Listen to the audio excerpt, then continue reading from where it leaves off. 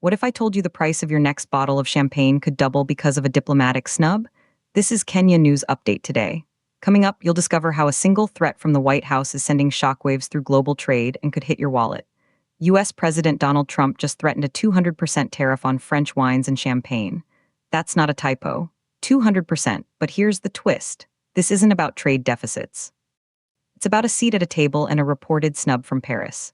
Meet President Emmanuel Macron, leader of France, guardian of its most famous exports. On Tuesday, reports surfaced that Macron was unwilling to join President Trump's new Board of Peace initiative on Gaza. When asked for a response in Miami, Trump didn't hold back. He dismissed the French leader, suggesting he'd soon be out of office. And then he dropped the bombshell. What I'll do is, if they feel like hostile, I'll put a 200% tariff on his wines and champagnes, and he'll join. But here's what nobody's talking about. This threat comes as the U.S. wine industry is already on life support. According to year-end 2025 data, wine has now logged 52 consecutive months of declining volume in America. That's over 4 straight years of falling sales. On-premise sales at restaurants and bars remain weak, even though dining out accounts for more than half of total wine revenue. The industry is struggling. And then, something shocking happened. Trump linked a geopolitical move to a punitive trade action, creating instant uncertainty. Francis Creighton, president of the Wine and Spirits Wholesalers of America, slammed the threat.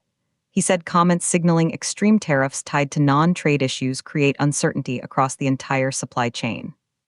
He warned that even the prospect of a 200% tax sends shockwaves through contracts and pricing, and ultimately puts American jobs at risk.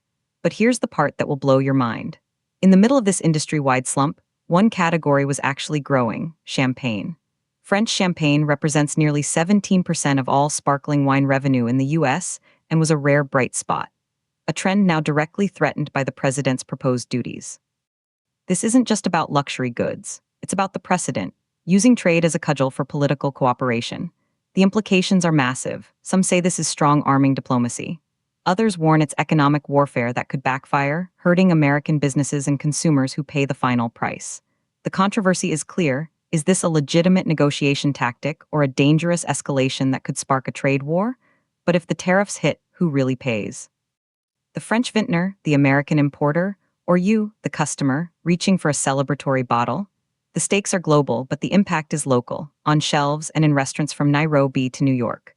Do you think using massive tariffs as political leverage is a smart strategy or a dangerous gamble? Drop your take in the comments.